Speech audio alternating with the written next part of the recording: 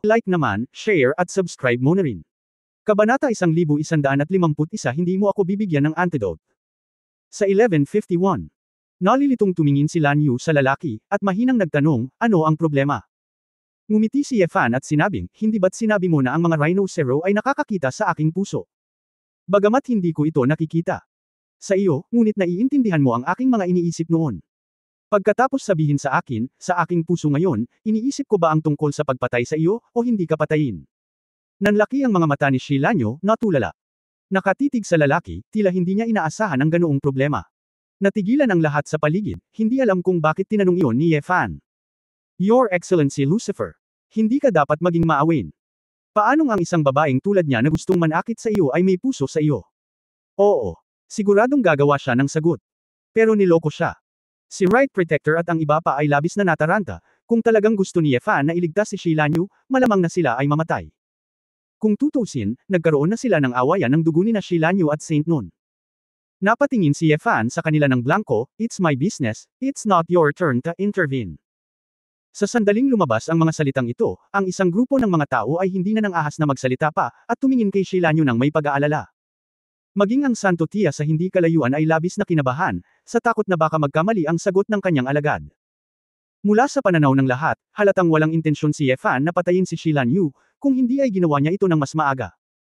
Kaya, hanggat sinabi ni Shi Lanyu na, huwag pumatay, malamang na tama siya. Gayunpaman, pagkaraan ng mahabang panahon, umiling si Shi Lanyu ng walang laman at sinabing, ay, hindi ko alam. Hindi ko makita, gusto mo ba akong patayin? Nang marinig ang sagot na ito, isang grupo ng The Men of the Goo God Sect sa wakas ay nakahinga ng maluwag. Lihim akong natawa sa loob-loob ko, ang tanga talaga ng babaeng ito sa kritikal na sandali, para sabihin hindi niya alam. Haha, totoo iyan. Your Excellency Lucifer. Tignan mo siya, walang paraan na makaka-relate siya sa iyo. Gusto ka lang gamitin ng isang mabangis na babae para makakuha ng higit na kapangyarihan. Pinatay mo ang babaeng demonyong ito. Nag-aatubili si Right Protector na kunin ng iba ang kredito, at ang punyal sa kanyang kamay ay malapit ng tumusok sa lalamunan ni Shi Lanyu. Ngunit sa sandaling ito, itinaas ni Ye Fan ang kanyang kamay na parang kidlat ng walang babala, isang mesla na espada na nangangahulugang parang isang tumpak na makinang pangputol, at pinutol ang ulo ng kanang tagapag-alaga ng Pauil sa kalahati. Ang tamang tagapagtanggol ay hindi maintindihan hanggang sa siya ay namatay, kung bakit siya ang namatay. Tumalsik ang dugo at kinulayan ang kalahati ng magandang mukha ni Shi Lanyu na pula, bulalas ng babae sa gulat, ang mga mata ay nakatitig sa lalaki ng walang laman. Ang mga tao mula sa Goo God Sect sa gilid ay labis na natakot kaya lahat sila ay umatras. Bakit? Bakit? Kamahalan Lucifer. Bakit mo gustong iligtas ang bruhang ito? Malakas na tanong ng isang lalaking elder na nagtataka. Napangiti si Ye Fan at sinabing, dahil. Totoo ang sinabi niya. Halos lahat ay naliligaw, paanong, hindi alam, ang magiging tamang sagot. Mahirap bang intindihin? Natawa si Ye Fan sa kanyang sarili at sinabing, hindi ko rin alam. Kung gusto ko siyang patayin o hindi. Ang isang grupo ng mga tao mula sa Goo God Sect ay agad na hindi nakaimik, may ganoong bagay.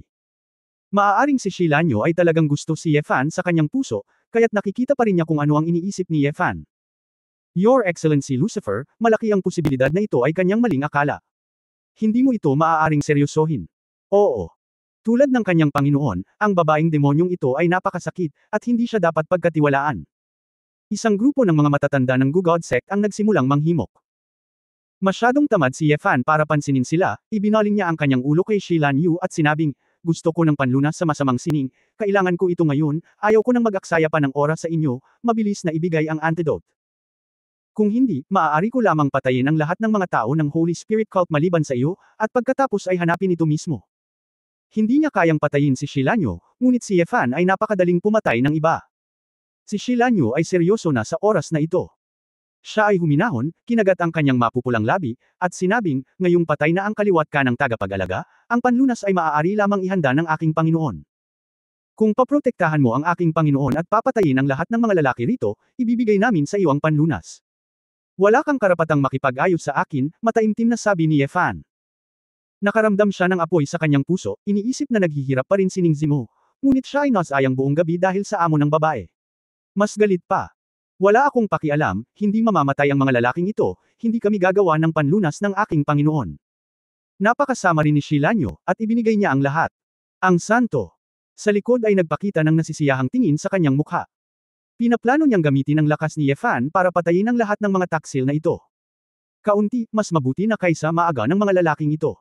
Hanggat nabubuhay ang Blue Rain, maaaring bumalik ang kanilang Holy Spirit cult. Hindi napigilan ni Yefan ang tumawa, at ngumiti ng masama. Ayan na, well. Nang mahulog ito, ikanaway ni Yefan ang kanyang kamay. Sa mata ng mga tagalabas, hindi niya alam kung ano ang nangyayari. Biglang naglabas si Yefan ng isang dosenang mahabang espada. Nakita ko itong dosenang matutulis na espada na mabilis na umiikot sa hangin. Pagkatapos ng sayaw, gumagalaw sa iba't ibang direksyon, lumipad palabas si Wo-ran. Maaaring ito ay ang maalamat na Shushan swordsmanship. Si Saint Nun lang ang nasa eksena. Nang makita ko ang pinagmulan ng kung fu na ito sa unang pagkakataon, hindi ko maiwasang mamangha, at ang aking balat ay nag-goosebumps. Dosenang lumilipad na espada, masyadong mabilis ang bilis, hindi ang Holy Spirit cult at Gugod ang nasa eksena. May isip ng mga taong nagtuturo nito. Bago sila makapag-react, mahigit isang dosenang tao ang tinusok ng mga lumilipad na espadang ito. Puff puff. Ang lumilipad na espada ay tumagos sa katawan ng mga taong ito na kasing dali ng paglagos ng isang layer ng papel. Lumilipad ang dugo, lumilipad ang laman. Tulad ng higit sa isang dosenang nakamamatay na sinag ng liwanag na walang habas na lumilipad sa bangin na ito, lumilipad na mga espada na may walang kapantay na layunin ng espada, kahit sino man ang nasa harapan nila, lalaki man o babae, ito man ay ang Holy Spirit cult o ang Gugod cult, ito ay isang salita lamang, pumatay. Tumakbo. Tumakbo ng mabilis. Ilang matatandang lalaki sa larangan ng konsentrasyon, nang makita nilang ang mga lumilipad na espadang ito ay sadyang walang kapantay, tumalikod at tumakbo palayo. Gayunpaman, ang bilis ng Phaegian ay hindi maihahambing sa kanila, at bago pa man siya makapagsagawa ng magaan na trabaho, siya ay direktang tinusok sa katawan. Ang espiritual na enerhiya ng mapagnilay-nilay na kaharian ay matagal nang naging malutong gaya ng mga pakpak ng cicada sa harap ng walang kapantay na layunin ng espada ni Yefan. Maging ang gintong higanteng ahas na nakabaon sa likuran ay nanginginig nang makita ang mga lumilipad na espadang ito. Nakumbinsi ito sa layunin ng espada ni Yefan. Malinaw na mapapatay ito ni Yefan, ngunit hindi niya ito pinatay, na nagpakilos sa gintong higanti. Kasama ng espesyal na bloodline sa katawan ni Yefan, natural na gusto nitong mapalapit kay Yefan. Kahit na hindi niya makakain si Yefan, magandang magkaroon ng hininga ng bloodline ng dragon. Sa oras na ito, ang mukha ng parehong kawalan ng pag-asa ay din Saint Tia. Napapanahong asul na ulan. Dahil bawat segundo ng pagsisikap, ang lumilipad na espada ni Yefan ay mag-aalis ng 12-12 ng buhay sa eksena, papatayin ang lahat ng lalaki at babae. Yefan, tumigil ka. Hayaan mong pumatay ng mga lalaki. Ikaw, bakit ka pa pumapatay ng mga babae? Hinawakan ni Shilanyo ang braso ni Yefan sa takot, sinusubukang pigilan si Yefan, ngunit ang Phaegian ay hindi handmade, natural na hindi titigil. Si Yefan ay tumingin sa kanya na walang pakialam, maaari kang gumawa ng mga pangit na pandaraya sa aking mga babae, bakit hindi ko kayang patayin ang iyong mga tagasunod? Kasalanan mo lahat ito, binigyan na kita ng pagkakataon. Hindi mo ibibigay. Ako ang panlunas, at lilipulin ko kayong lahat. Kabanata 1152. Sa 1152. Parehong natigilan sina Lan Yu at Saint Nun. Wala silang makitang biro sa mukha ni Yefan, na para bang pinapatay ang daan-daang tao na ito, para kay Yefan, ito ay hindi katulad ng pagtapak sa daan-daang langgam. Ang pagkakaiba. Sa wakas ay napagtanto ni Shilanyo na nakita lang niya ang mabait at madaldal na side ni Yefan, ngunit kapag nagalit siya sa lalaking ito, ang mabubunyag ay ang kanyang malademonyong mukha na nagpatakot sa mundo sa ilalim ng lupa. Pinanood ng Santo Tiyahin ang kanyang mga tagasunod na pinatay ng walang pagtutol, at sa wakas ay hindi napigil ang umiyak at humingi ng awa, Yefan. Huwag kang pumatay. Mangyaring huwag patayin. Ibibigay ko ang panlunas. Oo.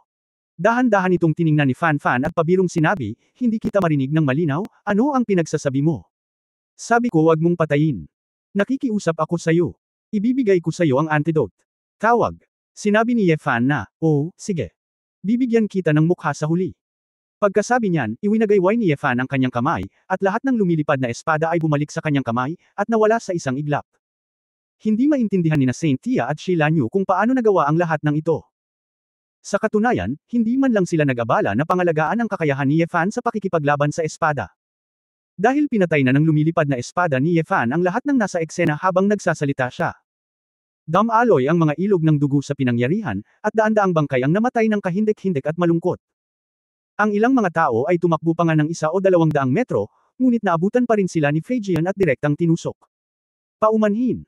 May ilang tao, at hindi ko sinasadyang napatay silang lahat ng sabay-sabay, mahinang sabi ni Yefan. Bumagsak ang santo sa lupa, walang laman ang kanyang mga mata, at maraming hibla ng buhok sa kanyang ulo ang pumuti. Mariin na itinikom ni Shilanyo ang kanyang mga pilak ng ngipin, nanlaki ang kanyang mga mata, at sinabing may pulang mata, ikaw. Diablo.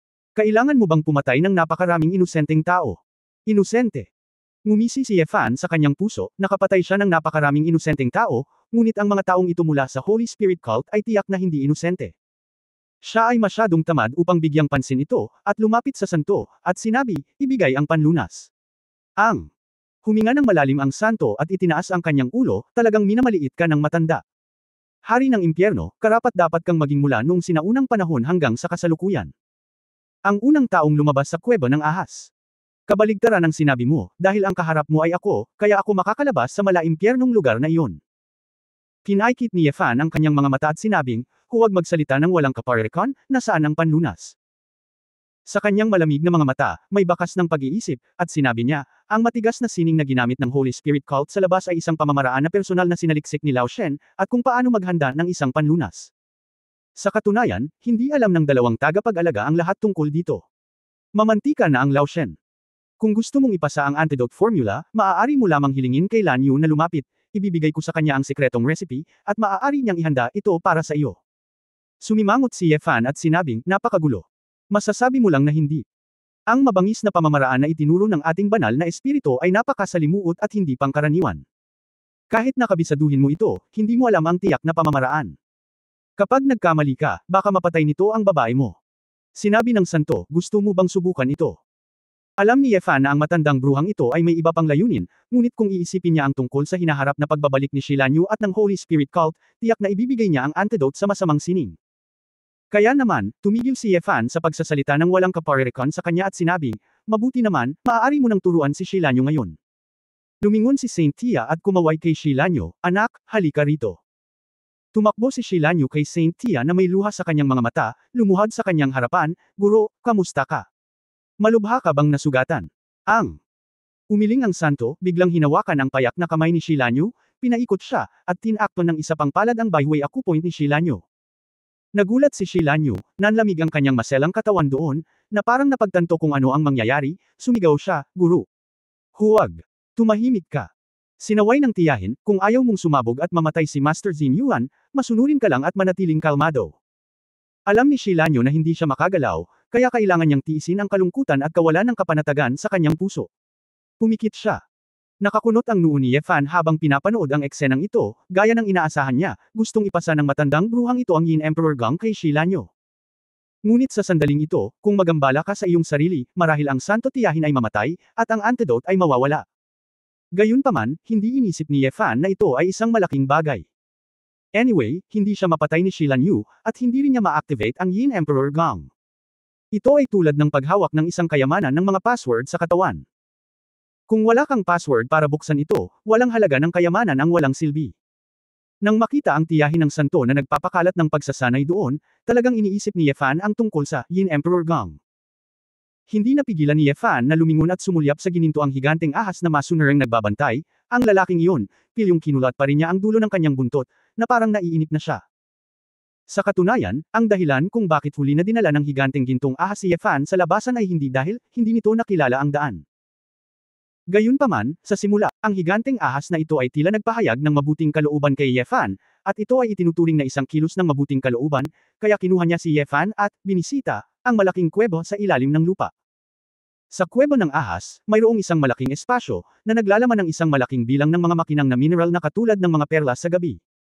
Doon, nalaman ni Yefan na may mga bakas ng tirahan ng tao, dahil mayroong ilang mga bangkong bato at mga mesang bato.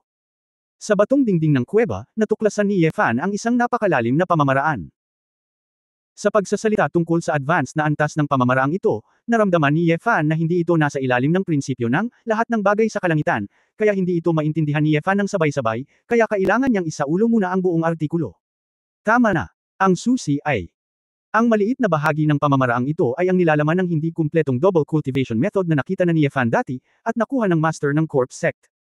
Ang fragment ng pinuno ng Yin Corp Sect ay kabisado lamang ang ilang mga sipi na sumisipsip ng Yin Chi ng mga kababaihan.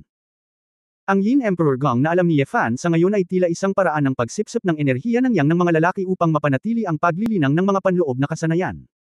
Hindi kaya. Yin Huanggang at ang pira-pirasong pagsasanay na iyon ay talagang ipinanganak mula sa malalim na pamamaraang iyon. Tahimik na nahulaan ni Yefan sa kanyang puso, ngunit nadama na siya ay hindi mapaghihiwalay. Kaya lang ayaw ni Yefan na ipaalam sa iba ang tungkol sa pamamaraang iyon ng napakalalim. Pinlano niyang pag-aralan muna ito, at subukang magsanay. Pagkaraan ng ilang minutong pag-iisip, tumingala muli si Yefan at nalaman na ang santo ay tumanda na sa isang iglap, na may kulubat na mukha at uban ng buhok. Sa muling pagtingin kay Lan Yu, ang kanyang balat ay mas nagliliwanag kaysa dati, at kahit ang maliit na sugat sa kanyang leeg ay gumaling na. Nang makitang malapit nang bumagsak ang santo ng ganito, nagmamadali si Yefan, tumakbo para alalayan ang matandang babae, at sinabing, "Hoy! Huwag kang mamatay. Nasaan ang napagkasundo ang antidote formula?" Kabanata 1153 Aliw. 1153. Hindi pa patay si Saint Tia, nanginginig niyang hinawakan ang kamay ni Shilanyu, at sinabi sa paos na boses, "Blue Rain. Formula. Alam mo ba ito?" Nakatalikod na si Shilanyu sa oras na ito. "Halika, hinawakan ang kamay ng master na may nag-aatubili ng ngiti, at tumango, gagawin ko, master." "Alam mo na." Natahimik kaagad si Yefan, hindi kanya tinuruan ngayon, paano mo? Sa kalagitnaan ng pangungusap, sumimangot si Yefan at biglang naintindihan. Damn it! Itong pares ng mga mentor. Nagsisinungaling na naman ako sa kanya. Alam na ni Shilanyu kung paano ihanda ang antidote sa simula pa lang. Sinadya lang ng babae na magpanggap na hindi naiintindihan, at pagkatapos ay iniwasan niya itong hulihin para sa isang antidote sa unang lugar. "Tinuruan lang ako ng master ko, hindi mo lang napansin." Pinunasan ni Shilanyu ang kanyang mga mata at sinabi. Ngumisi si Yefan, Hindi katakataka na sinabi ng rock climbing na tigre na ikaw ang numero 1 babaeng demonyo sa 1,000,000 bundok, at ang iyong kakayahan sa pag-arte ay talagang ganap. Kahit anong sabihin mo, kung hindi ka maniniwala, pwede mo akong patayin. Si Shilanyu ay mukhang inosente at nakakaawa. Hindi na makapaghintay si Yefan na turuan ang maliit na babaeng demonyong ito ng leksyon, kahit na alam niyang hindi niya ito kayang patayin, ngunit sinasabi ang mga bagay na iyon. "Anak." Hamina at hamina ang hininga ni Saint noon. Malubhang nasugatan siya, at pagkatapos niyang magturo, hindi na siya nakatiis. "Guru, nandito ako, guru. Huwag kang magsalita ng anuman, dadalhin kita para kunin ang gamot." Sabi ni Shilanyu, at ibubuhat na sana ang santo pababa. Ngunit umiling si Saint noon, nanginginig na sinabi, "Nauubusan na ako ng oras. Bago ako umalis, ipinangako mo sa akin. Kailangan mong buhayin ang Holy Spirit Cult." Ang puso ni Shilanyu ay naputol na parang kutsilyo, at ang mga luha ay hindi napigilan. Bumagsak, tumango siya at sinabing, "I promise you. I promise you." Si Yefan, na nasa gilid, ay medyo hindi sumasang-ayon. Kung ito man ay ang Holy Spirit Cult o ang Gugod Cult, na nagbabantay sa 1,000,000 bundok at ginagawa ang kanyang sarili bilang isang hari, ang gayong panahon ay matagal nang hindi umiral. Gayunpaman, ang matandang babae ay namamatay, at walang saysay na makipagtalo sa kanya. Oo nga, pagkatapos makitang pumayag ang disipulo sa kanyang huling kahilingan, mapayapang ipinikit ni Saint Tia ang kanyang mga mata. Nang makita ang pagkamatay ni Saint Tia, agad na sinabi ni Yefan, "Okay, bigyan mo ako ng antidote." Niyakap ni Shilanyu ang katawan ni Saint Tia, humikbi saglit, at sinabing, "Ano ka ba nagmamadali? Ang antidote ay dapat ihanda kaagad, at ito ay epektibo lamang kapag kinuha sa lugar." "Ano?" Sumimangot si Yefan at sinabing, "Ano ang ibig mong sabihin, kailangan kitang dalhin sa Huahay." Binuhat ni Shilanyu ang katawan ni Saint Tia at sinabing, "Ako lang ang mahinang babae na naiwan dito, huwag mong sabihing iiwan mo ba ako." Sa oras na iyon, ang maliliit na sekta na iyon sa milyon-milyong mga bundok, na alam na ako ay nag-iisa dito, ay tiyak na darating upang aibuli ako. Anong klase kang mahinang babae? Sandaling bamulong si Yefan. Nakita niya na pinatay ni Shilanyu ang malalaking lalaking iyon gamit ang good technique at kakaibang pamamaraan ng pagtawag ng mga makamandag na insekto. Ngunit walang silbi ang pagtalunan tungkol dito, kaya walang pagpipilian si Yefan kundi ang sabihin, "Okay, bilisan mo." Hindi. Matigas na sinabi ni Shilanyu, "Dapat kong ilibing ng mabuti ang aking Panginoon." Pagkatapos sabihin iyon, niyakap ni Shilanyu ang katawan ni Saint Gu, naglakad pabalik sa direksyon ng Holy Land. Saglit na nag-alinlangan si Yefan, ngunit hindi mabuti para sa kanyang amo na nagbaon sa kanyang kabaitan sa pagpapalaki na sapilitang pakikialam sa kanya. Nang makitang wala na ang babae, binalak din ni Yefan na sundan siya pabalik sa Holy Land, ngunit hindi niya hinayaang tumakas ang babae. Gayunpaman, pagkaalis niya, sumunod din ang gintong higanteng ahas na nagbabantay dito. Nang makitang sinusundan pa rin siya ng higanteng ahas, walang imik na sinabi ni Yefan, "Bakit mo ako sinusundan? Bumalik ka sa iyong sariling tirahan."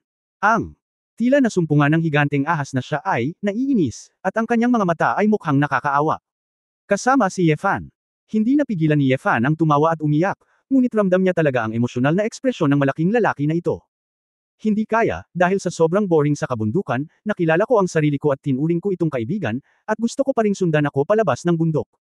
Sa sobrang laki ng katawan, sa sandaling umalis ka sa bundok, tiyak na magdudulot ito ng kaguluhan. Sa oras na iyon, maaari itong humantong sa kamatayan. Si Yefan ay nagsasabi ng totoo. Kung tutuusin, bagamat makapangyarihan ang ginintoang higanteng ahas na ito, kung ito ay magdudulot ng panik sa mga tao, tinatayang gagawa ng paraan ng gobyerno ng siya para mapatay ito gamit ang mga modernong armas. Ang higanteng ahas ay tumingin kay Yefan na may pag-aalinlangan, na parang naiintindihan niya ang ibig sabihin ni Yefan, pagkatapos ay tahimik na ibinaling ang kanyang ulo, at tumakbo mula sa bangin pabalik sa pool sa ilalim ng talon. Nang makitang nawala ang malaking gintong figure, tahimik na nagpaalam si Yefan. Nagulat si Shilanyo nang marinig na talagang nag-uusap si Yefan at ang Patronus, ngunit napakalungkot niya sa sandaling iyon kaya hindi niya ito pinansin. Pagkatapos bumalik sa Holy Land, nakita ni Yefan ang isang libing na hindi pa niya nakita. Gumamit talaga si Shilanyo ng lason para gawing buto ang katawan ni Saint Aunt sa napakaikling panahon. Nang maglaon, ang mga buto ay inilagay sa isang garapon at inilagay sa isang kuweba na nagsilbing bulwagan ng mga ninuno. Sinubukan ni Yefan ang kanyang makakaya na maging matyaga at naghintay sa pasukan ng kuwebang bato ng halos 1 oras.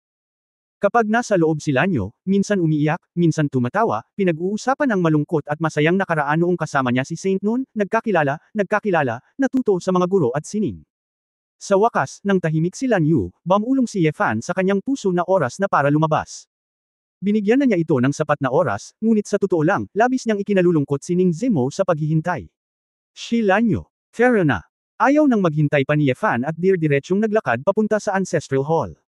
Gayunpaman, pagpasok pa lang niya, natigilan si Yefan sa nakitang nasa harapan niya. Nakita kong hindi alam ni Shilanyu kung kailan, hinubad na niya ang lahat ng damit sa katawan at nakatayo doon na walang kahit 1 pulgadang sinulid. Lumingon ang babae, bahagyang ginulo ang kanyang itim na buhok, lumapit kay Yefan na may magandang tindig, at inilagay ang kanyang buong katawan kay Yefan nang walang pag-aalinlangan. Anong ginagawa mo? Hinawakan ni Yefan ang mga babae ng hiwalay. Sa umiiyak na mga mata ni Shilanyo, may bahid ng gumagalaw na kulay, Brother Yefan. Mula ngayon, ikaw na lang ang mayroon ako. Sobrang lungkot ko ngayon, maaari mo bang mahalin ako? Shilanyo, may sakit ka ba sa pag-iisip? Nasa Ancestral Hall ka ng iyong ninuno sa Holy Spirit Cult, humihiling sa akin na gawin ang ganoong bagay. Hindi makapaniwala si Yefan. Ang aming mga ninuno, ay hindi utol na makita ito, umikot si Shilanyo na parang ahas ng tubig, ang kanyang boses ay malambot at mapang-akit, hindi mo alam. Bawat henerasyon ng mga santo, bawat taon, pipili ako ng 2 pinakamalakas na lalaki na maglilingkod sa kanila. Hindi ako santo, at ayaw ko ng ibang lalaki, ikaw lang ang gusto ko. Okay, Brother Yefan.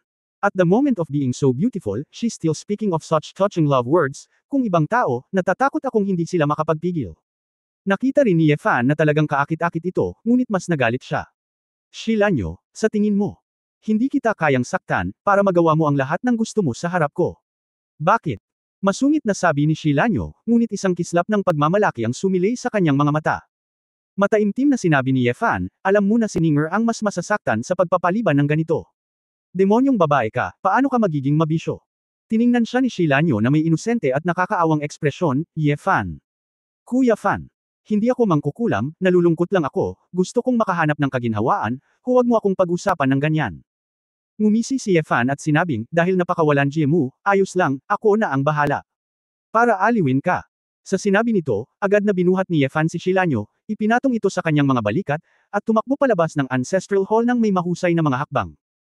Nang malaman ni Shilanyo na ilalabas siya ni Yefan sa banal na lupain, hindi niya napigil ang umiyak, Kuya Yefan. Ano ang ginagawa mo? Bitawan mo ako. Huwag kang mag-alala. Talagang bibiguin kita. Ihahatid na kita ngayon. Pumunta ka sa airport, sumakay sa eroplano, at habang lumilipad pabalik sa Huahay, aliwin ka sa eroplano. Nakangiting sabi ni Yefangxie, hindi na masakit ang ulo ko ngayon, parang hindi ito itinuturing na pinsala. Ikaw, ha. Kabanata 1154 na Savage. 1154. Sa pagkakataong ito, namutla ang mukha ni Lan Yu nang mapalitan ito. Noong una ay gusto niyang ipagpaliban ang oras sa paghihiganti, ngunit hindi niya inaasahan na lalabanan ni Yefan ang kanyang tukso. Nang binuhat siya ni Yefan at mabilis na tumawid sa mga bundok at kagubatan, napagtanto ni Shilanyo na siya ay walang kaalam-alam, nahihiya at galit, at ang kanyang mukha ay namula. Yefan, ibaba mo ako. Wala akong suot na damit. Malambing na bulalas ni Shilanyo. Ikaw demonyong babae, may pakialam ka pa ba kung hindi ka magdamit? Tumawa si Yefan. Iiyak na sana si Shilanyo, walang pakialam ang lalaking ito na makita siya ng iba. Bitiwan mo ako. Hindi ako nagbibiro sa iyo. Ako. Trituhin mo lang ako habang nagmamakaawa ako sa iyo, okay? Natatakot talaga si Shilanyo na bigla siyang hilahin sa airport. Kung iisipin ang eksenang iyon, may puso pa siyang mamatay. Meron. Nagkunwari si Yefan na hindi narinig at nagpatuloy na tumakbo palabas ng bundok. Nang si Sheilanyo. Nakita niyang hindi nakikinig si Yefan, kailangan niyang sumigaw, gusto mo pa bang iligtas si Ning Zimo? Gusto kong bumalik sa Holy Land para kunin ang mga halamang gamot. Ayaw mo bang makuha ang antidote? Gamit ang dalawang kamay, niyakap niya ang babae at mahigpit na sinabi, mas mabuting huwag kang maglaro, kung hindi. Kahit na hindi kita kayang patayin, may mga paraan upang gawing mas masahol pa ang iyong buhay kaysa kamatayan. May mga luha ng hinaing sa mga mata ni Sheilanyo, hindi ako gusto ng aking mga magulang mula noong bata pa ako, maging ang aking mga magulang na umampon, ang aking lolo ay namatay, at ngayon kahit ang aking amo ay wala na. Wala akong kamag-anak, ikaw lang. Isang lalaking maaasahan mo, hindi ba pwedeng maging mas malumanay ka sa akin? Tigilan mo na ang pagsasabi sa akin tungkol sa iyong miserableng buhay, kahit gaano ka man kaawa-awa, hindi ka kasing miserable ko. Kailangan kong tanungin ka, bruha, huwag mo akong bastyusan. Gawin mo. Huwag mo akong patulan. Susunugan ko ang patpat ng insenso na may ideya ng mga rhinoceros sa aking katawan, ngunit hindi ako nangangahas na sabihin na ako ay aasahan mo. Nakikita na ito ni Yefan ngayon, makinig lang sa mga salita ng babaeng ito, at huwag seryosohin ang anumang bagay. Are you miserable? Anong miserable method? Tanong ni Sheilanyo matapos malanghap ang ilong ni Yao. Binuhat siya ni Yefan, wala akong oras para makipag-chat sa iyo, bumalik ka at kunin ang mga halamang gamot. Hoy! Marahang umungol si Sheilanyo, ikaw. Ang kamay mo. Okay lang ta. Ilagay siya sa kanyang mga balikat na parang sandbag. Bakit nilagay ng lalaking ito ang kamay niya sa kondongan niya? Paano nakakaya si Yefan ng ganito kalaki? Anyway, hinawakan niya ito ng mahigpit sa abot ng kanyang makakaya, pagkatapos ay inikot ang kanyang ulo at lumipad pabalik sa Holy Land. Pagkalipas ng ilang minuto, naglabas si Sheilanyo ng isang itim na tela na bag ng mga panggamot na materyales mula sa isang grotto sa Holy Land, at syempre nagsuot lang ng damit. Nagtanong si Yefan, wala kang iniwan na anumang panggamot na materyales, hindi ba? Paano kung? Titingnan ko ulit. Pabirong tanong ni Sheilanyo, sinuot ang kanyang damit, nakaramdam na naman siya ng kumpiyansa. Ayaw talagang kaladkarin siya ni Yefan. Kinuha niya ang mga gamot sa isang kamay at ang babae sa kabilang kamay, at mabilis na nagtungo sa paliparan. Noong si Lanyo ay hawak ni Yefan ng ganito, natural na hindi komportable ang kanyang katawan, ngunit nang makita niya ang pamilyar na tanawin sa milyon-dolyar na mga bundok at unti-unting lumayo sa kanya, nagkaroon siya ng halo-halong emosyon sa kanyang puso, at wala siyang oras na mag-alala tungkol sa kanyang kakulangan sa ginhawa. Sa airport, unang tinawagan ni Yefan si Chu Yunyao. Yao Yao, kumusta si Ninger? Tanong ni Yefan na may pag-aalala. Ang bagal mo talaga, sabi ni Chu Yunyao. Maraming bagay ang nangyari, mahirap sabihin. Sabi ni Yefan na may mapait na ngiti. Hindi maaaring mamatay si Ning Zimo sa ngayon, ngunit hindi ko alam kung gaano siya katagal. Ang mga salita ni Chu Yunyao ay tila walang magawa. Anong ibig mong sabihin? Nadurog ang puso ni Yefan. Anyway, bumalik ka sa lalong madaling panahon, walang kwentang sabihin pa, sabi ni Chu Yunyao. Okay, babalik ako kaagad na may antidote. Matapos ibaba ni Yefan ang telepono, gamit ang kanyang espesyal na katayuan, direktang sumakay siya sa pinakamabilis na paglipad ng eroplano at dinala si Sheilanyo sa Huahay. Noong una ay inakala ni Yefan na si Sheilanyo ay hindi pa nakasakay sa eroplano, kaya ito ay medyo bago. Ngunit hindi niya inaasahan na nang umupo si Sheilanyo sa first class cabin, nagsimula siyang makipag-chat sa isang matandang mayamang mag-asawa na pamilyar na pamilyar. Dahil sa magandang hitsura ni Sheilanyo at nakasuot ng etnikong damit, naging madali ang pag-uusap tungkol sa ilang paksa. Nakatingin sa masiglang babae na may matamis na ngiti, hindi niya moari na umiiyak pa rin siya para sa kanyang amo wala pang isang oras ang nakalipas. Hindi napigilan ni Yefan na mapabuntong hininga, anong klaseng mundo mayroon ng 18 anyos na batang babae na ito sa kanyang puso. Bagamat bata pa siya, nakaranas na siya ng mas masasamang puso ng tao at iba't ibang estado ng mundo kaysa sa ilang taong nabuhay sa halos buong buhay nila. Mahirap talagang maunawaan ang isip ni Sheilanyo at makita ang kanyang katotohanan at pagkukunwari. Darling, bakit mo ako tinititigan ng ganito?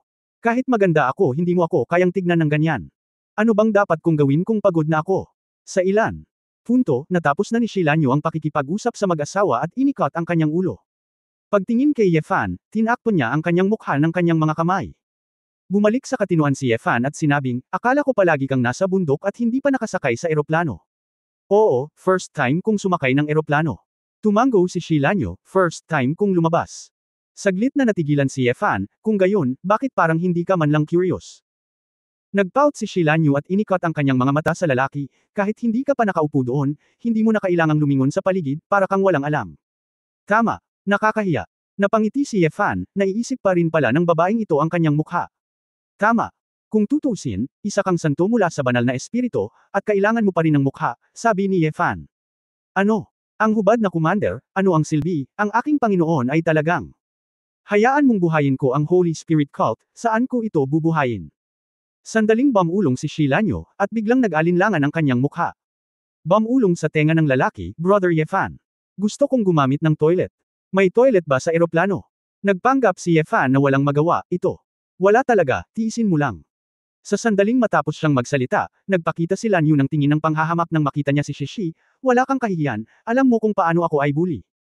Huwag mong kalimutan na tayo ay nasa iisang puso. At sa tingin mo ba hindi pa ako nakasakay sa eroplano? Sa tingin mo ang ating Holy Spirit cult ay talagang isang ganid. Ginagawa mo ang kasinungalingan na walang kabeta sa eroplano. Sa tingin mo ba hindi ko nababasa ang toilet sign? Wala kang ginto sa kasinungalingan. Tanga. Pagkatapos magsalita, mukhang nalilito si Shilanyo. Yefan, dumiretso sa harap para pumunta sa banyo. Malungkot na pinunasan ni Yefan ang kanyang mukha, at muli siyang niloko nito. Mukhang mas magaling ang acting skills ng babaeng ito kaysa kay Ling Yue, isang international actress. Bagamat hindi pa niya nakitang kumilos si Ling Yue sa isang dula. Iniisip si Ling Yue, ang puso ni Yefan ay komplikado na naman, at hindi niya alam kung paano ang babaeng iyon sa pamilya ni Ye. Teka, ano ang gusto mong gawin ni Ling Yue? Ang pangunahing prioridad ay ang alisin ang katigasan ng ulo ni Ning Zimo sa lalong madaling panahon. Sinulyapan ni Yefan ang oras ng paglipad ng eroplano. Nakaupo sa komportableng first class na cabin para akong nakaupo sa mga pin at karayom. Nais niyang maging isang Superman at direktang lumipad pabalik. Sa wakas, habang sabik na naghihintay si Yefan, maayos na lumapag ang eroplano.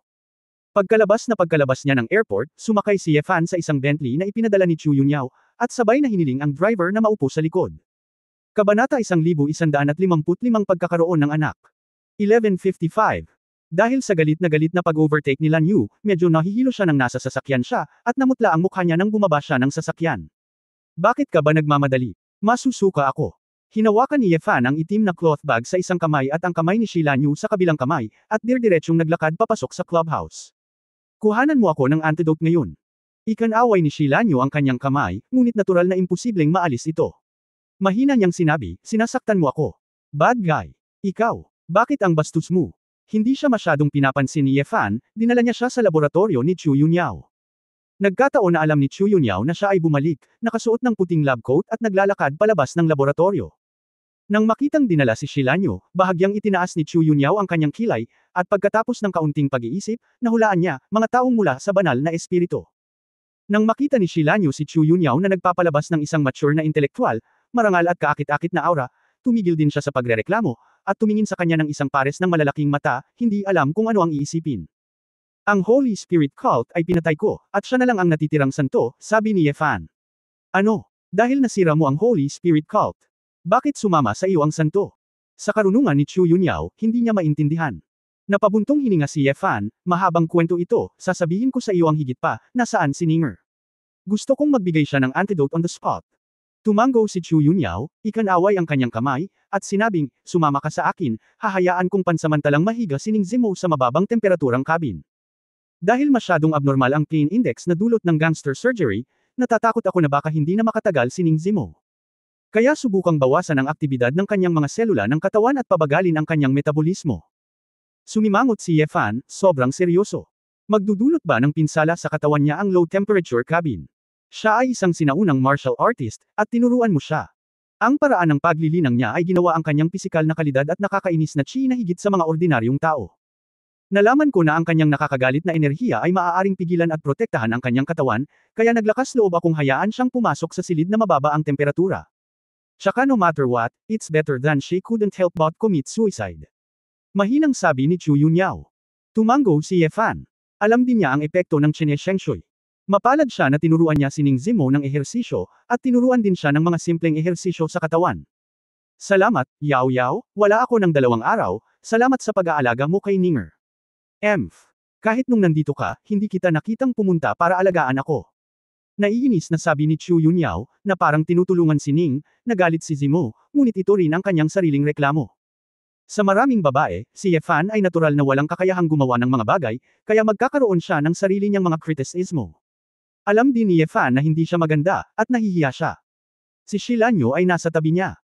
Curious na sinabi, ang magandang kapatid na ito, dapat ay ikaw si Chu Yunyao mula sa Sia State Military Research Institute, mas magandang makita ito kapag narinig mo na ito. Hindi inaasahang lumingon si Chu Yunyao, kilala pa rin niya ako. Hihi. Ikaw ang punong siyentipikong eksperto sa pananaliksik ng pinuno ng Xia Kingdom, syempre bibigyan namin ng pansin. Nagpakilala pala si Shilanyo ng matamis na ngiti. Ang pangalan ko ay Shilanyo, ibinigay ko ito kay Brother Yefan sa unang pagkakataon, kaya magiging isang pamilya na tayo mula ngayon. Sa lalong madaling panahon. Lumabas ang mga salitang ito, naging berde ang mukha ni Yefan. Ang mga yapot ni Chu Yunyao ay nalilito din, at siya ay huminto sa hindi malay, at pagkatapos ay tumingin pabalik kay Yefan na may medyo kakaibang ekspresyon.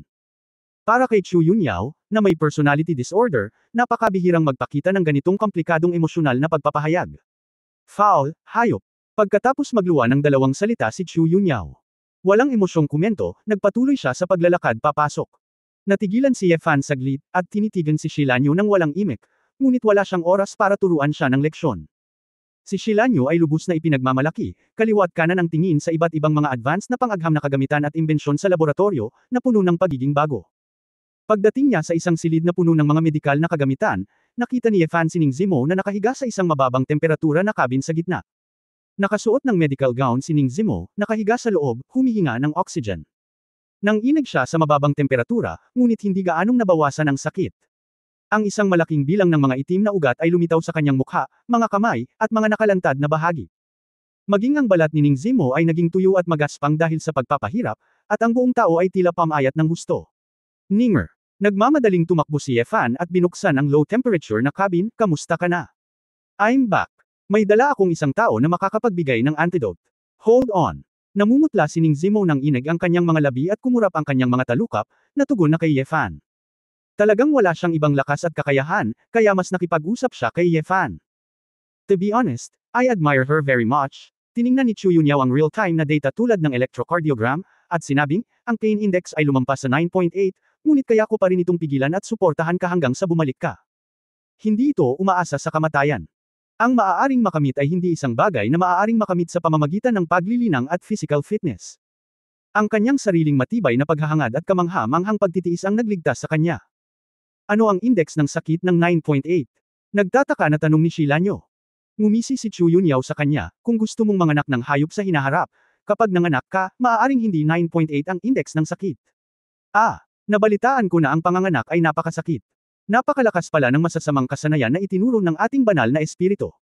Si Shilanyo ay mukhang nagtataka.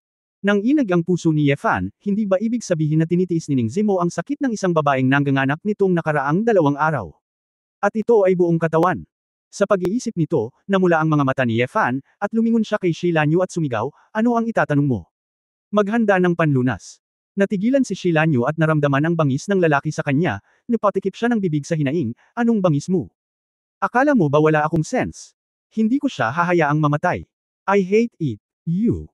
Pagkasabi niyan, tumalikod si Shilanyo, pumunta sa isang laboratory table, kinalas ang itim na bag, tumalikod kina Yefan at Chu Yunyao, pinunasan ang kanyang mga luha, sinipsip ang kanyang ilong, at nagsimulang maghanda. Tiningnan ni Chu Yunyao si Shilanyo na may mapaglarong mga mata, pagkatapos ay tumingin kay Yefan, na punong-puno ng pagsisisi sa sarili, at sinabing, siya ay talagang isang santo. Bakit siya ay parang bata? Huwag kang magpapalinlang sa kanya, babaeng ito. Malalim ang iyong pag-iisip. Inabot ni Yefan at kinamayan ang malamig na kamay ni Ning Zimo, at sinabing, Ninger, ipilit mo sa dulo, at papanuurin ko siyang maghanda ng antidote. Hindi pa rin mapalagay si Yefan tungkol kay Shilanyo, kaya naglakad siya papunta sa experimental table at pinanood kung paano niya ito inihanda. Nagtataka rin na naglakad si Chu Yunyao, ngunit nang makita ang tambak ng mga materyales na nakalatag sa mesa, napasimangot si Chu Yunyao.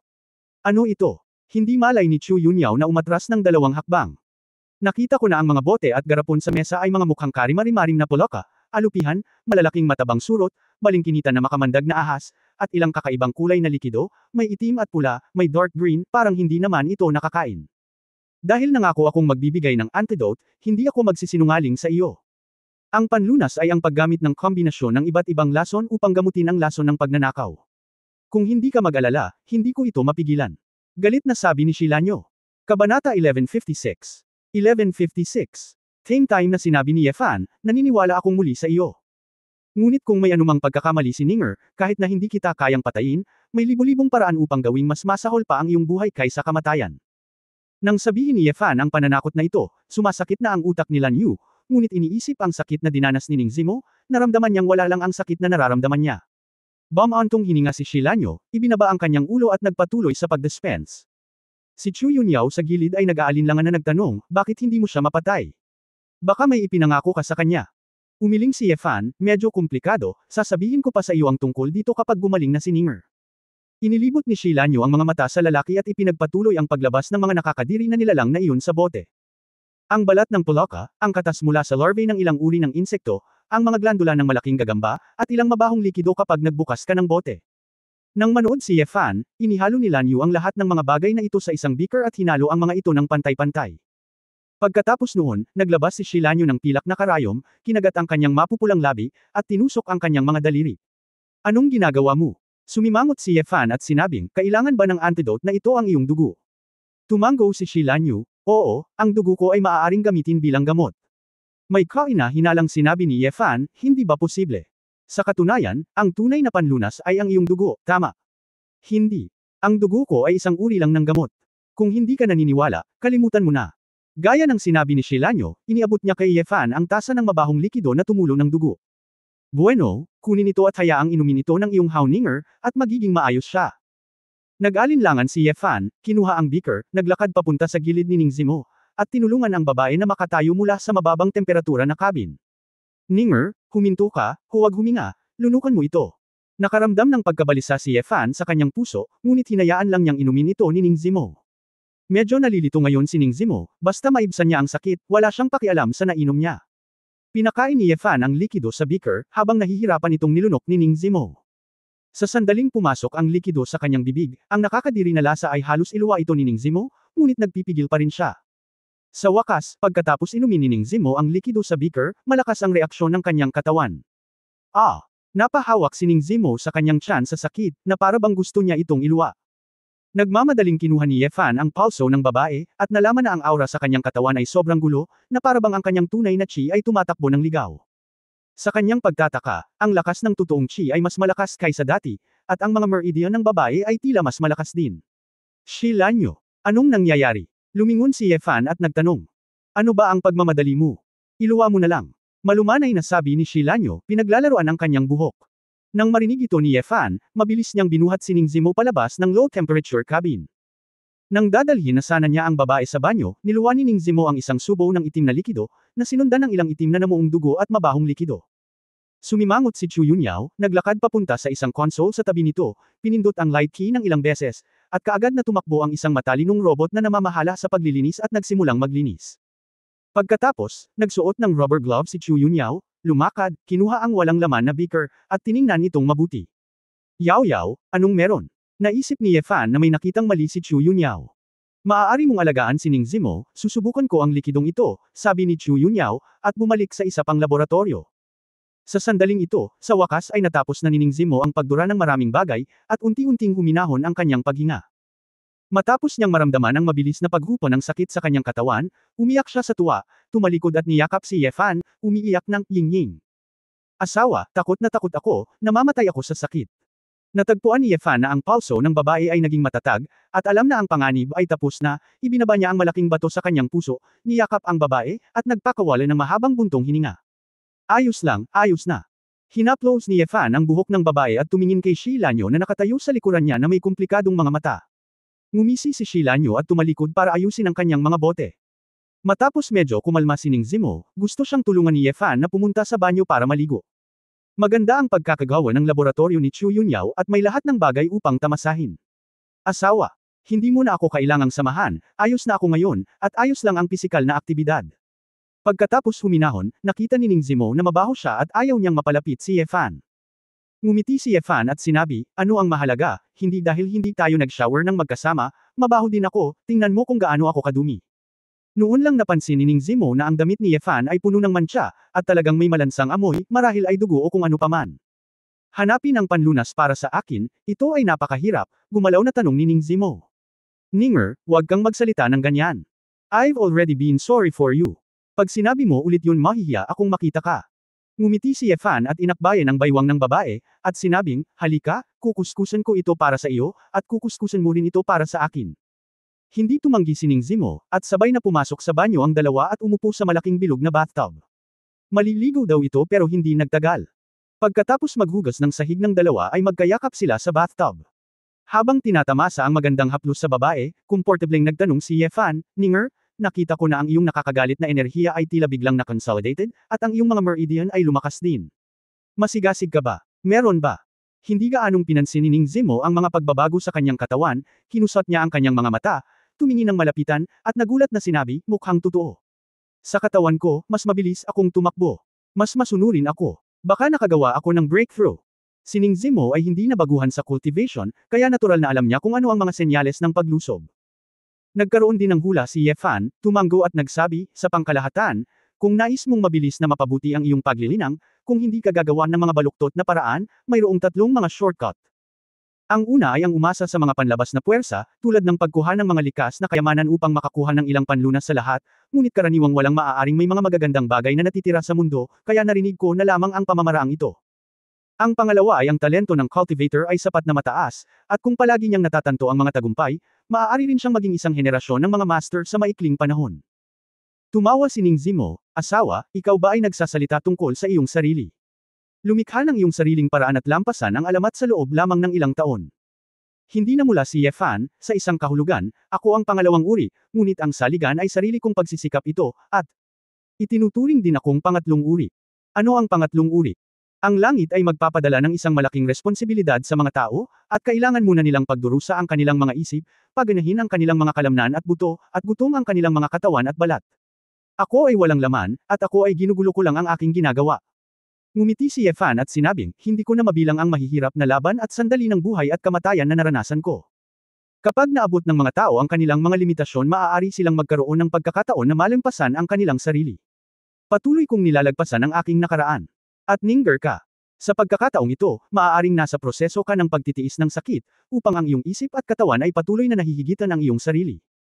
Pagkatapos magsalita, hinawakan ni Yefan ang mukha ng babae, hinalikan ang kanyang mapupulang labi, at sinabing, sabi ko sa simula, Ninger, ikaw ang material para sa pagsasanay, at tiyak na hindi mababa ang iyong talento. Masayang ngumiti si Ning Zimo, na parabang pinuri siyang bata. Bilang karagdagan sa pagiging masaya, humiwalay si Ning Zimo kay Yefan, pumunta sa gitna ng bathtub, at nagsimulang magnilay ng direkta, pinatakbo ang Cheneshoy ng may kumpiyansa. Pag-usapan ang Kabanata 1157. 1157. Si Yefan ay komportableng sumandal sa bathtub at tumingin sa babae ng may interes. Gusto rin niyang malaman kung nagkaroon ng breakthrough si Ning Zimo. Nang simulan ni Ning Zimo na patakbuhin si Tian Yishui, ang espiritual na enerhiya sa pagitan ng langit at lupa ay nagsimulang magtipon patungo sa kanya ng mabilis. Ang singaw ng tubig sa itaas ng bathtub, kakaiba, ay hindi na kumalat, ngunit nagtagal sa kanyang katawan. Siyempre, hindi sinipsip ni Ning Zimo ang mga singaw ng tubig na ito, ngunit dahil ang pagtitipon ng espiritual na enerhiya mula sa langit at lupa ay nakaapekto rin sa daloy ng mga gas na ito. Habang ang heavenly life water sa katawan ng isang babae ay lalong lumalamig, ang kadalisayan nito ay nagiging mas mataas, at ang kanyang kapangyarihan ay nagiging mas malakas at mas malakas. Tumalon ang mga kilay ni Yefan, mahal ko, ang nakakagalit na enerhiyang ito ay biglang tumaas sa antas ng tunay na espiritual na enerhiya. Talagang nakalusot si Ning Zimo mula sa likas na kaharian hanggang sa kaharian ng paglilinis ng katawan. Dapat mong malaman na si Ning Zimo ay halos 1 taon palang naglilinang, at ang bilis na ito ay nakakamanghana. Siyempre, umaasa rin ito kay Yefan para ituro ang lahat ng galaw ng tubig at pagsasanay sa katawan. Ang two-pronged approach ay ginagawang ganap na kayang tiisin ng physical fitness ni Ning Zimo ang mabilis na pagpapabuti ng panloob na lakas. Ngunit ang sumunod na nangyari ay nabigla kay Yefan. Hindi pa tapos. Matapos itaas ni Ning Zimo ang kanyang true chi sa true spiritual chi, pinabilis pa rin niya ang pagsipsip ng spiritual chi sa napakanatural at mabilis na paraan ng pag-eehersisyo. Sa kalahating oras na pagsisikap, ang tunay na espiritual na enerhiya sa katawan ng isang babae ay patuloy na napabuti, mula sa simula ng pagsasanay sa katawan, hanggang sa maliit na tagumpay ng pagsasanay sa katawan, at pagkatapos ay sa dakilang tagumpay. Ang antas ng paglilinang na ito ay tulad ng pag-upo sa isang rocket upang mapabuti ang antas ng paglilinang. Bagamat hindi ito imposible, basta't ang isang babae ay may mas malalim na pangunawa sa mga pagsasanay at martial arts, at kung makayanan ito ng kanyang katawan, maaari itong gawin sa maikling panahon upang mapabuti ang kanyang paglilinang. Ngunit ang punto ay, talagang gumawa si Ning Zimo ng napakalaking tagumpay sa nakalipas na 2 o 3 araw. Ito ay isang bagay na hindi pinangarap ni Yefan. Sa loob ng ilang araw nang ang pag-atake ng kalupitan na ito ay nagpatagal sa kanya sa dulo ng buhay at kamatayan, patuloy niyang ginagamit ang Cheneshoy upang labanan ang mga lason na ito, na nagpalalim sa kanyang pangunawa sa Cheneshoy. Mula sa ganoong resulta, maiisip kung gaano kasakit ang tiniis ni Ning Zimo bago siya nakaligtas. Ang kanyang pag-unawa sa buhay at tubig ay talagang ang kanyang pag-unawa sa buhay. Hindi ka pa naghuhugas. Pumasok si Chu Yunyao sa banyo sa oras na ito, at walang imik na sinabi, kung gusto mong maglaro ng isang bagay na kapanapanabik, bakit hindi ka bumalik sa Zia Tea House? Ayoko na sa susunod na maliligo ako. May naaamoy na kakaiba. Nagmamadaling tumalikod si Yefan at gumawa ng tahimik na kilos nang makita niyang papasok ang babae. Kumunot ang noo ni Chu Yunyao, napagtanto lamang na ang sitwasyon sa paligid ng katawan ni Ning Zimo ay napaka-espesyal, at nag-aalinlangan na nagtanong, nagsasanay siya. Sa oras na ito, ang singaw ng tubig sa paligid ng katawan ni Ning Zimo ay nawala, at binuksan niya ang isang pares ng maliwanag na nagniningning na maliwanag na ilaw. Ngumiti si Shui Mo at sinabing, ayos lang, asawa, malapit na itong matapos. Pakiramdam ko ay maaari akong gumawa ng karagdagang pag-unlad, ngunit ito ay magtatagal. Maingat na kinumpirma ito ni Yefan, at hindi napigil ang mapabuntong hininga, Ninger, alam mo ba kung anong kaharian ang narating mo? Ang body refinement ay mahusay na perpekto. Pisikal na pagpipino. Mahusay na perpekto. Ang level, feeling ko lang na unprecedented good ang estado ng katawan ko, at ang pag-unawa ko sa maraming sinaunang martial arts ay lumalim ng husto. Para bang malinaw niyang naiintindihan ang maraming problema sa paglilinang na tila malabo sa nakaraan, at mayroon siyang sariling mga opinyon. Bamuka ang kanyang bibig, at puno siya ng lakas, na dapat ay tumutukoy sa kanyang kasalukuyang sitwasyon. Matapos matigilan sandali si Ning Zimo, sinubukan niyang idiin ang kanyang mga daliri sa bathtub, at sa lakas ng kanyang dalawang daliri, tumalon siya palabas ng bathtub. Pagdating sa labas ng bathtub, iniunat ni Ning Zimo ang kanyang kamay sa isang kapritsyo, sinusubukang i-condense ang isang masa ng totoong espiritual na enerhiya. Ang tunay na espiritual na enerhiya ng tubig ng buhay sa araw na ito ay likas na tuwid at mapayapa, at maaari itong maging enerhiya ng anumang katangian. Malapit sa bathtub na ito, ang enerhiya ng natural na tubig ay sobra-sobra, at ang condensation na ito, ay agad na lumitaw ang isang ulap ng gas na nagtatagal na may mga patak ng tubig. Asawa, kung gayon. Masaya si Ning Zimo, at ibinato kay Yefan ang air mass na tila kasing laki ng volleyball. Wag na. Gusto ni Yefan na pigilan ito, ngunit huli na ang lahat. Sa pagmamadali, iniunat niya ang kanyang kamay at sinalo ang masa ng hangin. Boom! Bagamat naipit ni Yefan ang masa ng hangin, hindi niya ito makontrol na sumabog. Ang bathtub ay hindi nakayanan ng paputok na kapangyarihan ng totoong espiritual na enerhiyang ito, at ito ay napunit, at ang tubig sa loob ay sumabog din. Nang makita ang eksenang ito, nagbago ang mukha ni Chu Yunyao, at itinaas niya ang kanyang ulo at walang imik na bamantong hininga. Tumayo si Yefan at malungkot na pinunasan ang kanyang mukha, Ninger. Bagaman naabot mo na ang great perfection of body refinement, ang iyong true spiritual chi ay mas malakas kaysa sa dati mong true chi, kaya kailangan mong kontrolin ito. Napakalakas nito. Ay! Hindi ko inaasahan, masaya lang ako. Nakangiting humihingi ng tawad si Ning Zimo at tumalikod kay Chu Yunyao at sinabing, I'm sorry. Yunyao, ay! Babayaran kita para sa bathtub na ito. Magkano? Kalimutan mo na ito, walang malasakit na sabi ni Chu Yunyao, ikaw at ako ay hindi masama sa ganitong halaga ng pera. Tama, pagkatapos ay iniimbitahan kitang pumunta sa Zia Tea House para uminom ng masarap na tsaa at magluto ng handaan para sa iyo ng personal. Nakangiting sabi ni Ning Zimo. Hindi na kailangan, sabi ni Chu Yunyao, nakikiusap lang ako sa iyo, huwag kang pumunta sa aking paligan sa susunod. Napangiti si Ning Zimo nang hindi alam kung ano ang sasabihin. Tumabi si Yefan, pinunasan ang kanyang katawan ng tuwalya, at nagtanong, Yao Yao, ano ang problema nang pumasok ka? Inayos ni Chu Yunyao ang kanyang mga iniisip at sinabing, kakasubok ko lang. Ngayon, ang antidote na ibinigay ni Lan Yu kay Zimo noong panahong iyon. Nalaman ko na ang mga toxin factor ng sobrang nakakalaso na sangkap dito ay nag-expire na. Ano ang ibig sabihin nito? Tanong ni Ning Zimo. Kinusot ni Yefan ang kanyang mga mata at sinabing may malungkot na mukha, ibig sabihin. Sinabi niya na ang paglaban sa lason na may lason ay isang kasinungalingan. Binigyan lang siya ng tinatawag na antidote para sa kapakanan ng kasuklam-suklam sa atin ni Ninger. Oo, marahil ang tanging kapaki-pakinabang na panlunas ay ang kanyang dugo, nakangiting sabi ni Chu Yunyao. Naintindihan din ni Ning Zimo, agad niyang ikinuyom ang kanyang mga kamao at nagngangalit ang kanyang mga ngipin, sobra siya. Bakit mo ito ginagawa sa akin? Hindi ko siya ginulo. Tinuro ni Chu Yunyao si Yefan, gusto niyang maghayganti sa lalaking ito, biktima ka lang ng galit niya. Pinandilatan ni Ning Zimo ang lalaki, nagustuhan mo ba ang babaeng iyon? Bakit hinayaan niya akong i-bully ako ng ganoon? Ako, wala rin akong magagawa. Mapait na ngumiti si Yefan, nahulog siya sa katawan ko. Ling Rhinoceros Gu, hindi ko siya personal na turuan. Spiritual Rhinoceros Gu. Ano iyon? Labis na naguguluhan ng dalawang babae. Agad na ipinaliwanag ni Yefan ang sitwasyon, ngunit mabilis na naunawaan ng dalawang babae. Medyo nagselos si Ning Zimo, sino ba naman ang hindi maghahangad na magkaroon ng magandang relasyon sa kanilang manliligaw? Hindi niya mapigil ang mapait na sinabi, damn stinky girl, how can you play this kind of Gu, ito ay kasuklam-suklam, tinanguan ni Chu Yunyao ang kanyang baba, medyo sariwa ang pakiramdam. Sa siyentipikong pagsasalita, ito ay tila hindi maipaliwanag, ang Gu God Sect na ito ay talagang isang himala at kawili-wili. Nasaan ang mabahong babaeng iyon? Gusto ko siyang makausap ng personal. Ang huling dalawang salita ni Ning Zimo ay partikular na mabigat. Kabanata 1158 saan mo ako pinapunta? 1158. Nakinig si Ye Fan sa tono ni Ning Zimo, at hindi niya maiwasang makaramdam ng kaunting tambol sa kanyang puso. Ninger. Paano mo siya gustong makausap? Huwag kang mag-alala, hindi ko siya papatayin, alam kong nag-aatubili ka, sumulyap si Ning Zimo bay sa lalaki. Mukhang napahiya si Ye Fan saglit, at ngumiti, paano kaya?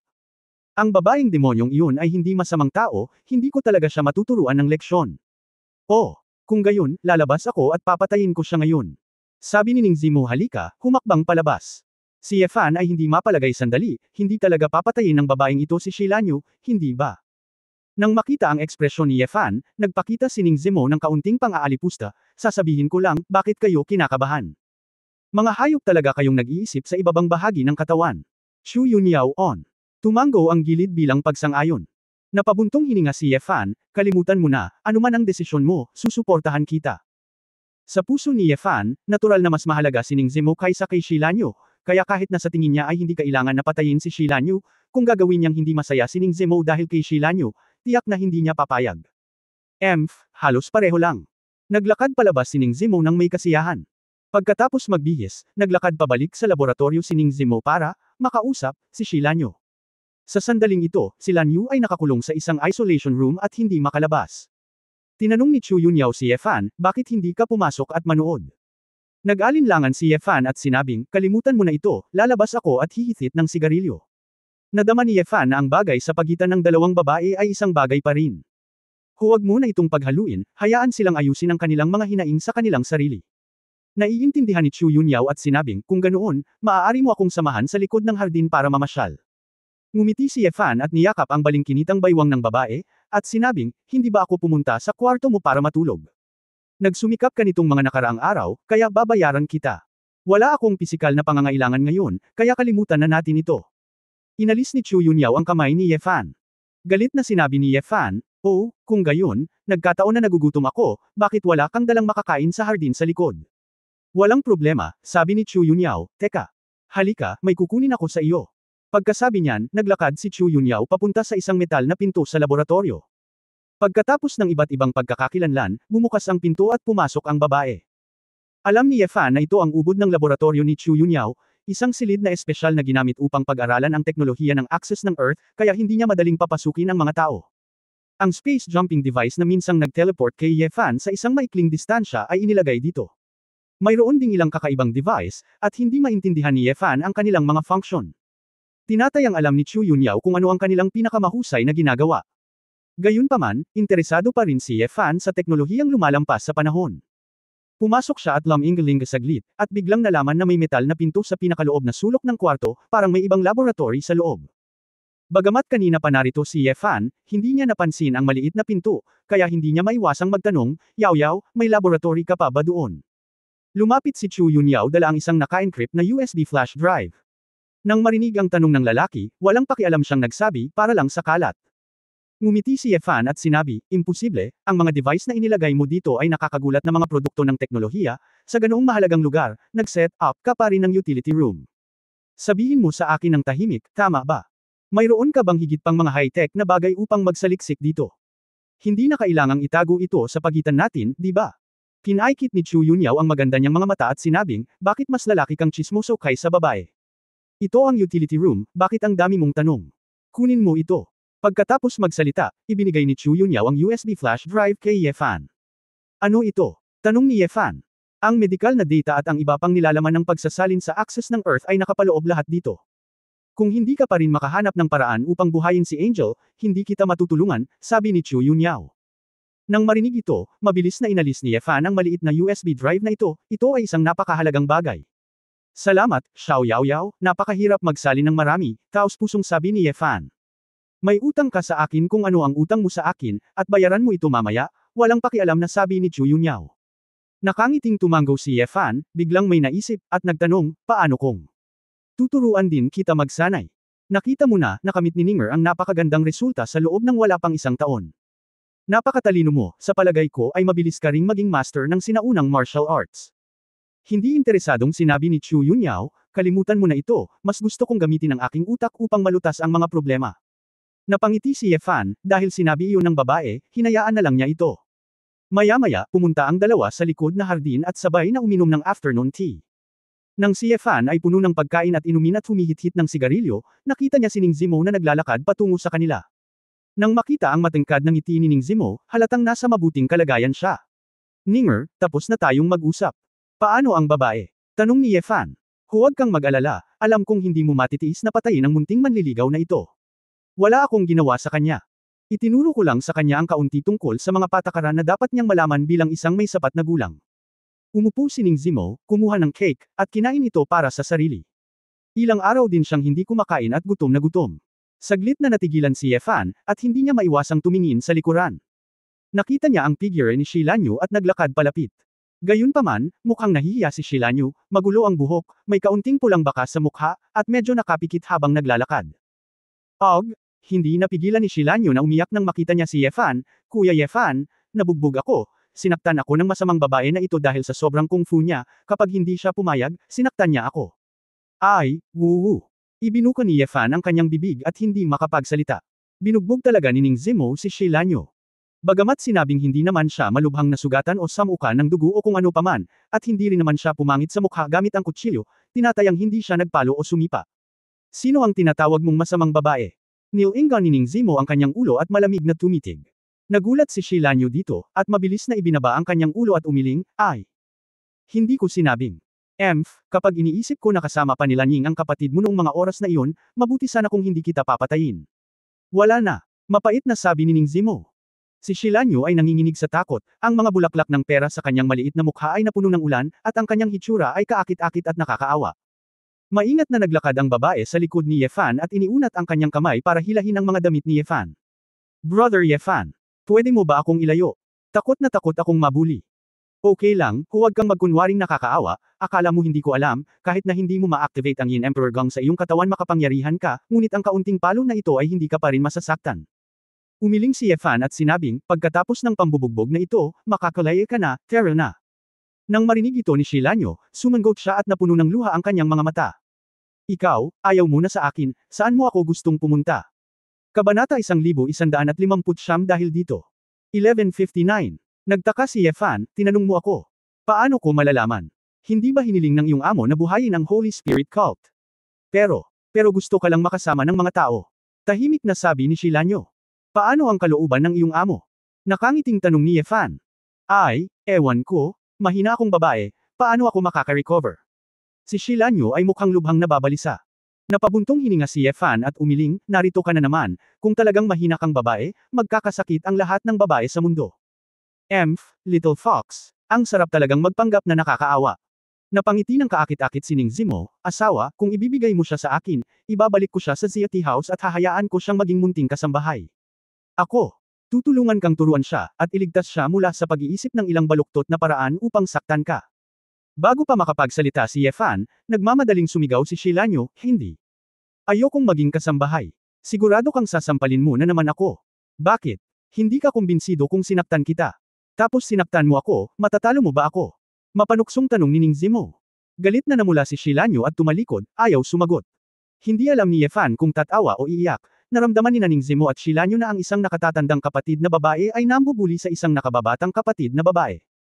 Nag-isip sandali si Chu Yunyao, at sinabi, hindi ba tinuruan ng banal na espiritu ang maraming pinuno ng mga pamilya sa ilalim ng lupa na magtanim ng lason ng gu? Ayusin muna natin ang bagay na ito. Tumawag sa akin ang Dragon King kahapon para tanungin kailan ka babalik, kung paano haharapin ang isyo ng Holy Spirit Cult sa pagkakataong ito.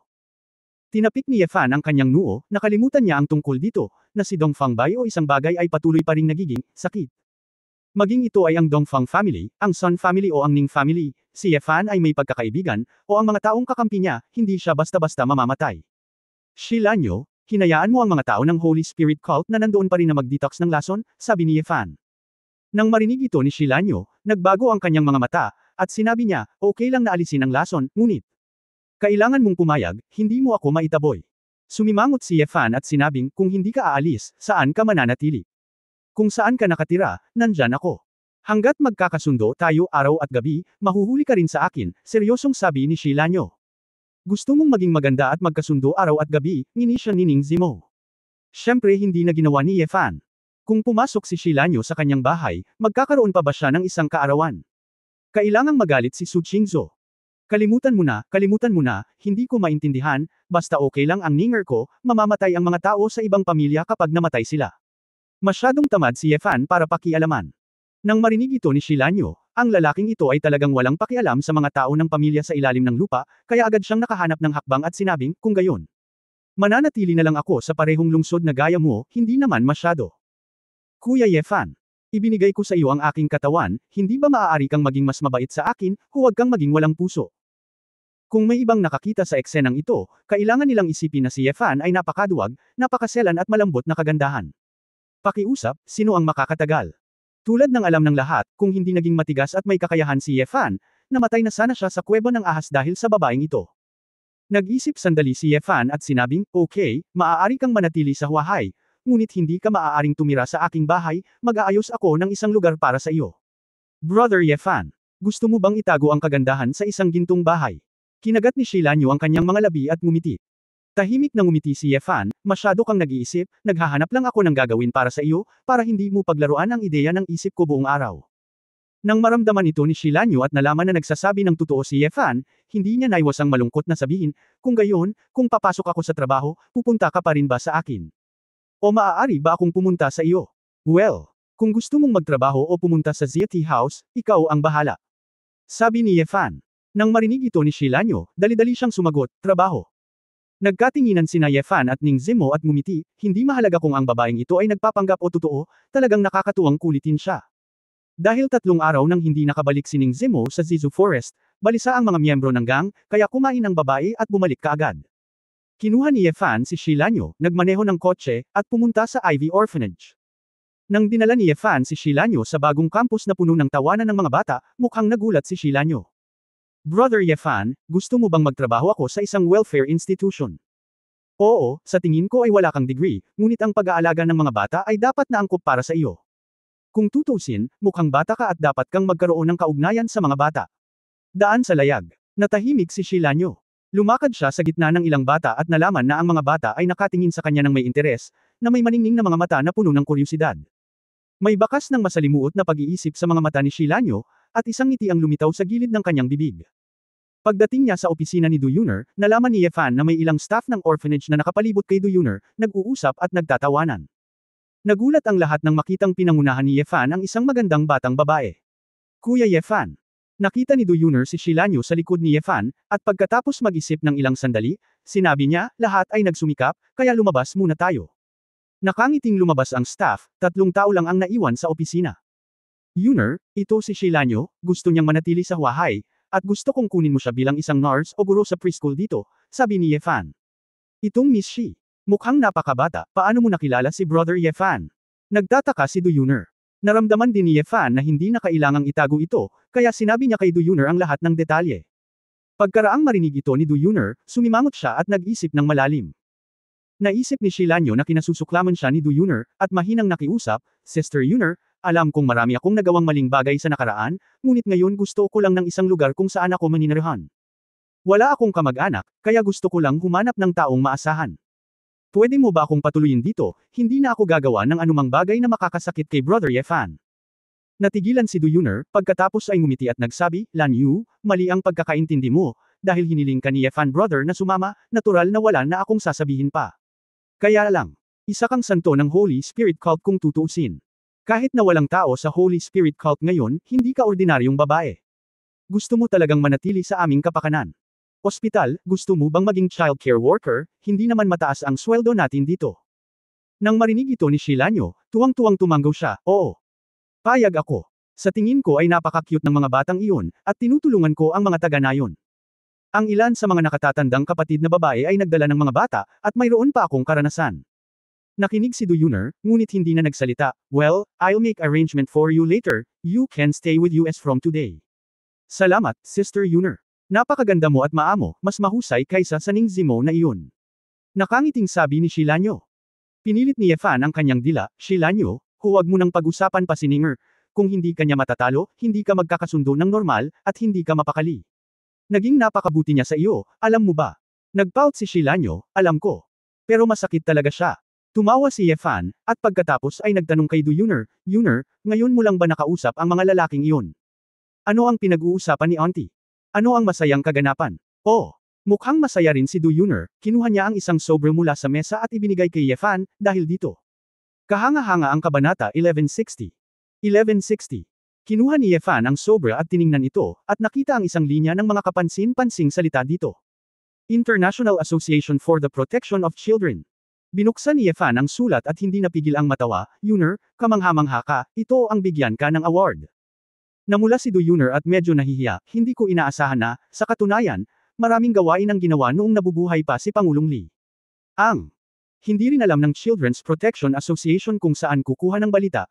I've seen the development process of the Ivy Welfare Institute. I watched some videos and said that I was very moved. Nagbibigay sila ng 10 natitirang mga parangal sa kontribusyon bawat taon. Naging din lang ako. Kahit na ikaw ang dean, tinutulungan mo ang orphanage sa lahat ng mga taon na ito, sa tingin ko ay karapat-dapat ka sa award na ito, Yuna, taos-pusong masaya si Yefan.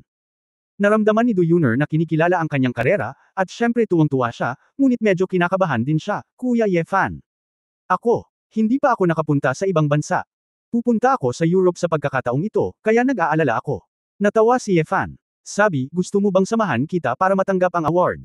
Gusto ko rin samahan mo ako, pero nakasulat sa invitation letter nila na dapat pumunta muna sila sa assembly, magko-conduct ng charity activities ang team, at pagkatapos ay pupunta sa final awards party. Susundan kita. Sabay tayo, iniisip ng iba na mag-boyfriend ako o ano, baka hindi maganda. So, mag-isa akong pupunta, walang magawang sabi ni Du Yuner.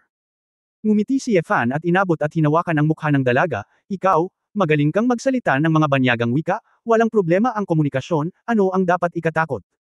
Ay nagsabi, mag-a-apply ako ng pasaporte bukas, at kailangan ko rin ng visa.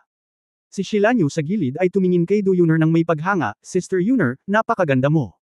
Hindi pa ako nakapunta sa ibang bansa, maaari mo ba akong dalhin doon? Kailangan ko lang na maging yung maliit na sidekick. Natigilan si Du Yuner, tumingin kay Yefan, at tinanong kung ano ang ibig sabihin ni Yefan. Nagkibit-balikat si Yefan at sinabing, dadalhin ko siya dito, at ipauubaya ko ito sa iyo. Maaari kang magpasya para sa iyong sarili, Yuner. Dapat ka ring magdala ng katulong na mag-aalaga sa kanya. Pinag-isipan ito ni Du Yuner at sinabing, okay, kung magiging maayos ang mga formalidad, isasama kita. Nagkataon na ang mga auntie sa aming bakuran ay abala. Hihi, Sister Yuner, malaki ba ang tiwala mo sa akin? Isa akong mangkukulam sa mata ng maraming tao, mapaglarong tawa ni Shilanyo. Nakagat ni Du Yuner ang kanyang mga labi at ngumiti, ayos lang, hindi mo ako matataniman ng rhinoceros goo, ang lason ng gumo. Hindi rin ako natatakot. Bakit? Naguguluhan si Shilanyo. Tumingin si Du Yuner kay Yefan na may kalahating ngiti, alam din ni Kuya Yefan na hindi ako natatakot sa lason mo, kaya naglakas loob kang dalhin ka sa akin. Tumango si Yefan, sa mga nakakakilala sa akin, Yuner, gayon paman. Itong babaeng ito, dinidisiplina at dinidisiplina mo siya. Bagamat siya ay 18 taong gulang, siya ay napakawalang muwang. Napatulala si Shilanyo, hindi maintindihan kung bakit hindi natatakot si Du Yuner sa kanya. Siyempre hindi sasabihin sa kanya ni Yefan na si Du Yuner ay isang minsan sa 1,000 taong Phoenix na babae. Ang bloodline ng Phoenix na ito, kahit ang bagay na yang, ang kaaway ng lason ng mundo, ay tiyak na hindi matatakot sa mga pamamaraan ni Shilanyo. Bukod dito, si Du Yuner ay dating guro sa high school, kaya mahusay siyang makitungo sa mga batang babae na kasing edad ni Lanyu. Matapos iwan si Shilanyo sa orphanage, si Yefan ay nagmaneho pa uwi. Ilang araw nang hindi nakikita ni Yefan ang kanyang asawa, at natural na namiss ito ni Yefan, ngunit nag-iikot-ikot siya ng ganito, at wala siyang oras na makipag-chat kay Su Qingzhou sa telepono. Pagdating ko sa bahay, saktong hapunan, inilabas na ni Tita Jiang ang lahat ng pagkain sa mesa. Nang makita ni Yefan ang isang pamilyar na matandang lalaki na nakaupo sa hapagkainan. Lolo. Nakita ni Yefan na naroon din si Zhou Xinjiang, at hindi niya napigil ang matawa, naka-discharge ka na ba sa ospital? Mukhang gumaling na si Zhou Xinjiang, at namumula ang mukha, bumalik na si Yefan. Hindi na ako nagkaroon ng pagkakataon na makita ka mula nang magising ako mula sa ospital. Salamat sa iyo sa pagkakataong ito, na iligtas ang dati kong buhay. Lolo, kapag sinabi mo ito, makikita ka sa labas. Ang pagliligtas sa buhay ng mga tao ang dapat kong gawin, hindi pa banggitin ang iyong operasyon. Nakangiting umupo si Yefan, tiningnan ang mga ugat ni Zhou Xinjiang, at nalaman niyang gumagaling na siya, kaya gumaan ang loob niya. Lolo, maaari kang manirahan dito ng matagal. Mahirap na alagaan ka kapag bumalik ka sa Jojie Village, sabi ni Ye Fan. Napabuntong hininga si Zhou Xinjiang, maganda ang kalagayan ng pamumuhay dito, ngunit laging kakaiba ang pakiramdam. Masanay ka na lang, huwag mo akong alalahanin ni Qingzhou sa lahat ng oras, sabi ni Ye Fan. Nahihiyang sinabi ni Zhou Xinjiang, ang mga tao ay tumatanda na.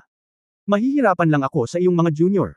Haha, malusog ka, mas masaya kami kaysa sa iba, bakit may gulo? Masayang sabi ni Ye Fan.